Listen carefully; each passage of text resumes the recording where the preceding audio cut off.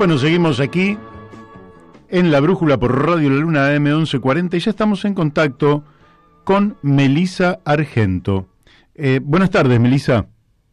Buenas tardes, Mario, ¿cómo estás? Un gusto hablar contigo y un saludo grande para todos quienes nos escuchan. Muchísimas gracias. Melisa, en realidad, estábamos en contacto, siempre estamos en contacto con sectores ambientalistas, ecologistas, defensores del ambiente, y nos dieron tu nombre, porque nos dijeron, Melisa, que participa de un gran equipo, es especialista en temas de contaminación y estudia los territorios. Vamos a empezar porque nos digas vos y te presentes en qué, digamos, colectivo estás trabajando y qué tarea en ese colectivo has tomado vos. Buenísimo. Bueno, yo hago parte de un equipo de investigación que se llama Geopolítica, Grupo de Estudios en Geopolítica y Bienes Comunes, que venimos trabajando hace ya más de 10 años, Mario, sobre la cuestión del litio en los territorios de Argentina y también de Chile y de Bolivia. Hemos investigado mucho. Adentro del grupo, bueno, hay diferentes investigadores. Es un equipo interdisciplinar realmente, de ciencias sociales y de ciencias más vinculadas a las exactas. Y especialmente mi rol adentro del grupo en este tiempo ha sido el análisis de los impactos socioambientales en los territorios y las poblaciones de los salares del noroeste argentino. En este sentido, sí, aclarar que no soy hidrogeóloga o geóloga, sino que más bien yo soy politóloga y doctora en ciencias sociales. Es decir, que el abordaje que yo tomo, digamos, más allá de que complemento mis estudios con el de colegas biólogos, geólogos, hidrogeólogos, digamos, el abordaje es precisamente socioambiental, ¿no? Me interesa ver específicamente el impacto también social que produce la minería sobre estos territorios.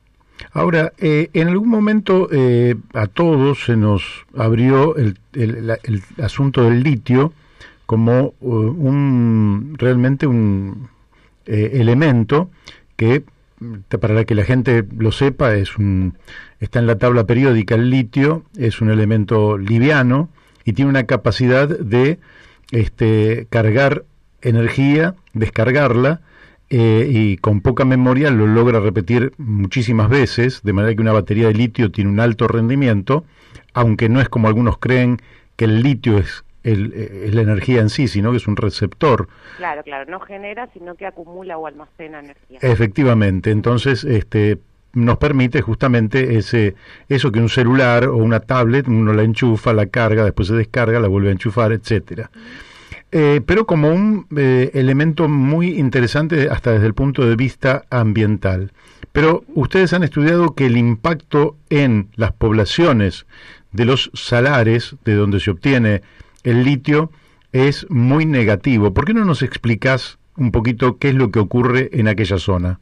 Claro, como vos bien introducís, primero por ahí una mención al cómo lo vemos nosotros, digamos.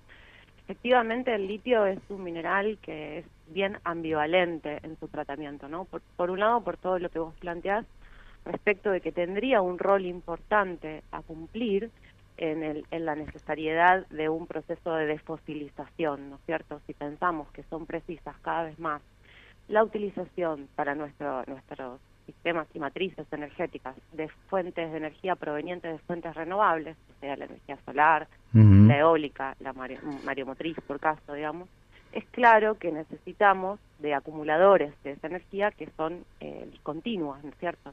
Entonces el litio tiene un rol clave en los acumuladores y las baterías, no solo, como vos bien planteás, de las computadoras, los teléfonos, lo que es el paradigma tecnoproductivo, digamos, sino también de todas las promesas y agendas políticas que hay en el marco de la agenda de transición energética global por cambiar la flota automotriz para hacer autos eléctricos o autos híbridos. Entonces, en ese sentido, es claro, nosotros lo vimos claramente porque empezamos a estudiar sobre esto antes de que se vuelva tan, masivo su interés y todos sepamos de este mineral, digamos, es claro que todos los capitales transnacionales miran a los territorios de nuestro triángulo del litio, que se ha denominado así, digamos, precisamente por donde están los salares, con ojos económicos de muchísimo interés. Y esto, para responderte directamente a tu pregunta, presiona, por supuesto, los salares a donde se encuentra la materia prima, que son los salares de Argentina, de Chile y de Bolivia, y conlleva una presión cada vez más extractivista sobre esos salares, digamos, desde el punto de vista, o precisamente porque la normativa que tenemos, especialmente en Argentina, digamos, habilita la erradicación de un cúmulo de capitales que se instalan para llevar la materia prima directamente, es decir, sin ningún agregado de valor, presionando, digamos, sobre los pedimentos de los salares, que son, digamos, los pedidos que hacen los capitales por tener pedimentos para poder hacer primero la exploración y, por supuesto, luego la explotación, ¿no?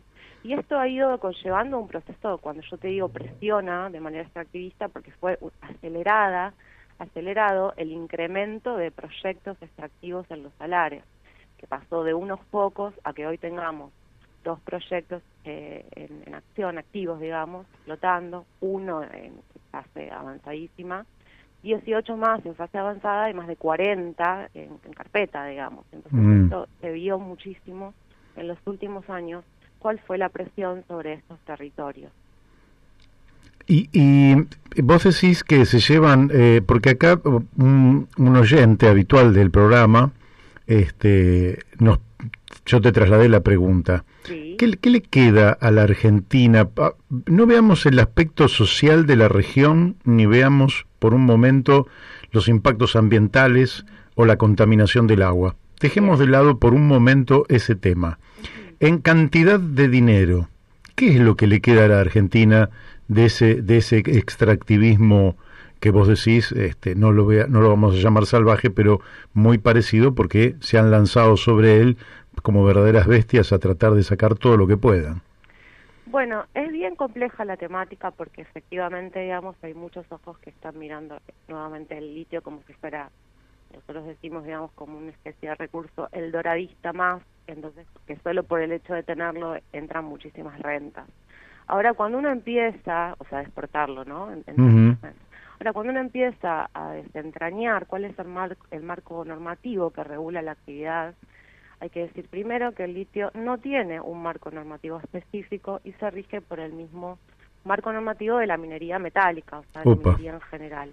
Entonces ahí cuando uno ingresa a mirar cuáles son esas estructuras normativas, se da cuenta rápidamente que hay un corset jurídico que no contribuye para nada a ningún proceso endógeno de desarrollo ni de captación de renta, te diría. ¿Por qué? Porque tenemos la reforma constitucional del 94 con el artículo 124 que provincializa el recurso, es decir, son de las provincias. Tenemos el Código Minero, reforma 97, la hago corta, y tenemos la Ley de Inversiones Mineras, que es altamente perjudicial para la captación de renta, porque les deja a las empresas muchos beneficios, exenciones impositivas, estabilidad por 30 años, y fundamentalmente pone un tope de un 3% de regalías para la provincia, que es un 3% que se mide en función de la facturación de las empresas, exceptuando los gastos que la empresa tiene para la extracción, y la facturación de las empresas solo declarada por declaración jurada, sin ninguna instancia de regulación estatal en marco nacional, por ejemplo, ¿no? Claro, esto es un jurada. El valor de boca de mina se le llama, ¿no? Yo creo que con la descripción que haces está claro que se trata de un saqueo a mansalva, digamos, un saqueo sin controles y sin beneficios. Lo más dramático es que además de los daños, que después quiero que vayamos a ellos, desde el punto de vista económico, no le representa nada al país. No, y además te diría algo, cuando uno empieza a investigar un poco más cómo es el comportamiento especulativo de los capitales, se da cuenta de que como son grupos consolidados por diversos capitales, puede ser los extractivos, pero también los vinculados a las automotrices o a las empresas que efectivamente confeccionan batería, digamos, globales, ¿no? Se da cuenta que lo que sucede es que como no hay control para este tipo de actividad que te voy a describir, las empresas se venden el recurso entre filiales al más bajo costo, y esto obviamente va en desmedro de lo que después declaran para los impuestos, ¿no? Claro. Entonces es toda una cadena muy compleja, que en realidad encuentra estos corsets jurídicos, decimos nosotros, que lo que termina, en resumidas cuentas, digamos, si no se modifica esa estructura normativa de la que queda preso un esquema extractivo, digamos, para el mineral, efectivamente hablar de la gran captación de renta es una falacia en el sentido de que estamos muy por debajo, incluso, si se quiere, de la posibilidad de la captación de renta, ¿no?, que podría haber. Uh-huh. Es decir, las empresas facturan muchísimo más de lo que efectivamente aportan a las provincias.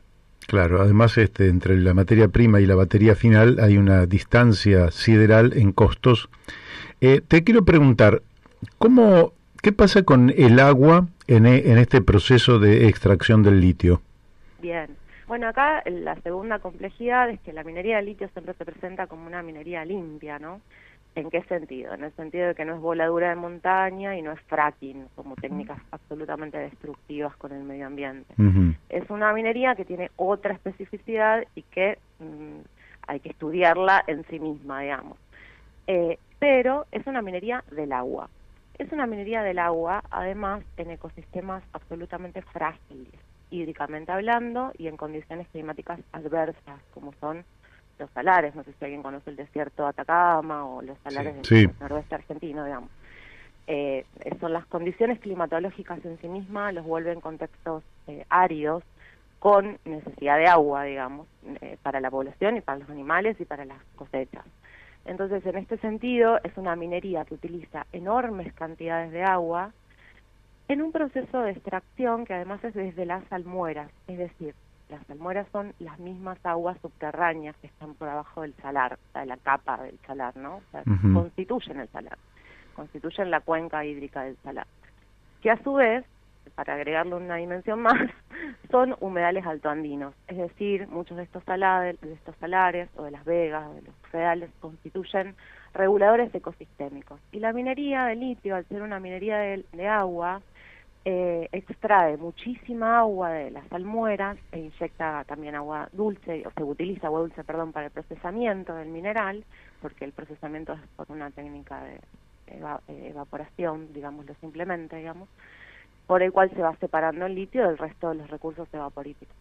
Es muy complejo dar una suma única respecto de las cifras de aguas que se utilizan, porque depende en mucho de condiciones climatológicas, de concentración del litio en cada salar, va variando de salar en salar respecto de cuáles son los otros elementos evaporíticos que se encuentran juntos con el litio, pero para la obtención de carbonato de litio y considerando cifras de las propias empresas, o sea que podríamos pensar que son cifras de las más conservadoras en cuanto al uso del agua, se estiman entre 900.000 litros por tonelada de carbonato de litio de salmueras y 30.000, algo así, de agua dulce. Se utilizan ambos tipos de agua. Y esto, o sea, sobre la base de que no existen, esto voy a hacer una aclaración bien importante, no existen estudios hidrogeológicos que estudien el comportamiento integral de las cuencas acuíferas. Hay muchísimas discusiones respecto de cuánto y cómo afecta. Desde las poblaciones y con muchos equipos de investigaciones que trabajan en poner en cuestión, digamos, esta problemática, vemos que al no haber estudios integrales no se puede evaluar los riesgos de estrés hídrico. ¿Qué quiere decir esto? Cuánto agua se saca del salar en relación a los tiempos de la propia recarga natural, ¿no? Uh-huh. Esto puede redundar en sequías, en como digo, estrés hídrico, en sequía de las vegas y de los bofedales, que son las fuentes de agua de la zona, ¿no?, de las poblaciones que habitan aquí. Y por esto, las poblaciones que habitan en estos territorios vienen hace años demandando que la minería de litio rivaliza con el agua, digamos, con los usos del agua, rivaliza con su propia reproducción de sus vidas, ¿no? O sea, sus formas de reproducción de sus vidas, sus animales, sus cosechas, sus usos de agua para consumo humano. Y bueno, vienen instalando evidentemente la agenda de esta problemática hace mucho tiempo. Sí, lo que pasa con estas poblaciones es que al no estar en los grandes conglomerados urbanos, su peso electoral es bajo y el sector político pasa por alto estas demandas que son tan válidas como las de cualquier otro sector, pero al que no se le dan mayor importancia. Te pregunto justamente por el papel del Estado, es decir, el Estado es el responsable de controlar la salud del ambiente. ¿Qué papel está jugando en este caso? Porque ustedes evidentemente no son funcionarios públicos. No. Ustedes lo hacen porque son movimientos ambientalistas, ¿es así? Entonces, también comprometidos, ¿no? Claro, ahora, el Estado, ¿qué papel cumple para justamente estudiar el impacto ambiental, estudiar el impacto social, estudiar las consecuencias futuras que puede tener esta extracción? ¿Qué papel cumple? Sí, sinceramente es el problema, digamos. No pueden las empresas ser jueces y partes, y de hecho es una de las principales demandas que emergen desde los territorios, ¿no? Desde los conflictos y de las poblaciones que son las impactadas por la minería del litio, que exigen y le piden al Estado precisamente tener control autónomo respecto de las empresas, ¿no es cierto? Claro. Estatal, pero también que puedan ser definidos de parte de las propias comunidades y poblaciones. Claro. ¿Por qué, digamos? Porque, o sea, en principio, bueno, por esto que planteaba yo respecto de los informes de impacto ambiental, que son parcelizados, que son contratados asesores de las empresas, que pasan por los juzgados de mina. Bueno, hay muchos estudios respecto de cómo se da mayormente la aprobación de estos informes y además el problema de la parcelización, es decir, no hay informes integrales sobre todo el territorio. No sé si esto se llegó a escuchar o no, pero bueno, por las dudas lo reitero. No, reitéralo porque eso no se escuchó. Sí. Bueno, este es un problema, digamos, porque las empresas parcelizan, ¿no?, el informe a su área de influencia directa o indirecta, y no hay de parte del Estado estudios que puedan medir o cuantificar el impacto total de la sumatoria de los proyectos que estuvieran en acción, digamos, si se ponen a explotar sobre este territorio. Este es un primer problema y es algo que para nosotros es clave, que debiera ser control del Estado central aparte, o sea, nacional y no provincial, porque luego en las provincias lo que sucede como una especie de competencia interprovincial para que efectivamente se radiquen las empresas en esos territorios y en esos salares, ¿no? Por la captación de regalías, claramente.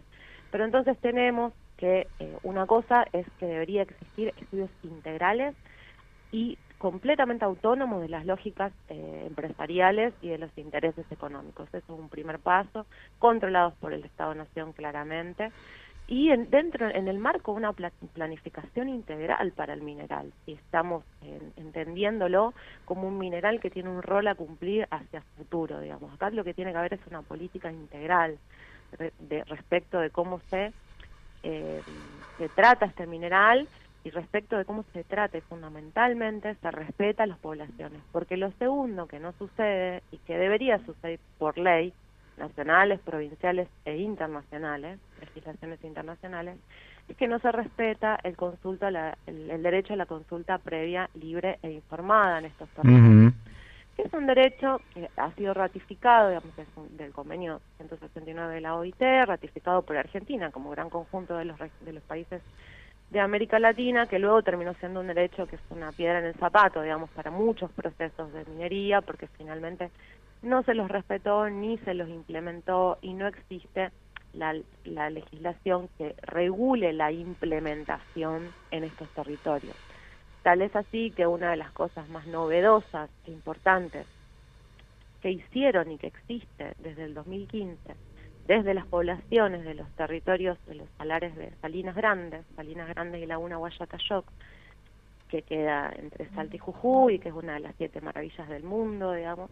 Lo que hicieron las poblaciones de las 33 comunidades de esa mesa, agrupadas, digamos, fue elaborar un protocolo de consulta que se llama Cachiyupi, que significa huellas de la sal, y que precisamente lo que hizo fue presentarse en la provincia, en la nación, en la Defensoría del Pueblo, como una forma en la que ellos quisieran ser consultados respecto a una autodeterminación territorial y de los derechos ancestrales sobre el territorio, que están regulados por las leyes provinciales, nacionales como el derecho al reconocimiento de la preexistencia de los pueblos y nacionalidades indígenas, ¿no?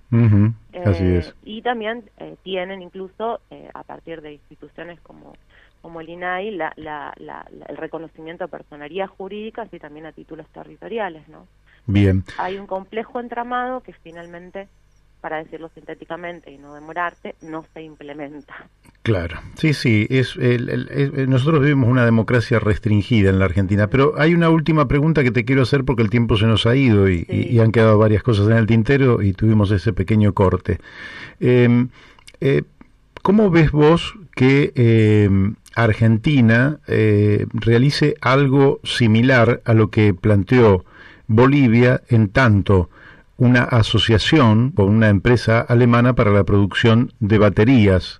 En fin, dentro del ascenso que se puede decir en los 2 minutos que nos quedan. Mira, yo sinceramente lo que veo es que si no se modifica la estructura normativa que rige la minería del litio, cualquier esquema de asociación quedará preso, colocando a la Argentina en posiciones absolutamente subalternas y dependientes o neodependientes, como lo queramos pensar, es decir, desfavorables en relación a las potencias globales. En este sentido, digamos, uno puede pensar que sea para armar una empresa pública, o sea, para pensar un proceso de encadenamiento productivo en los salares, habría que ver en cuáles, porque hay salares en donde las comunidades no quieren que se saque litio ni para su industrialización, y hay otros salares en donde efectivamente ya están las empresas, sale de Jujuy, Exar, Minera del Altiplano, o sea, Liven, y que debería ser sobre esos, ¿no? Que se haga un tratamiento, en todo caso, de nacionalización o algún esquema más vinculado con la soberanía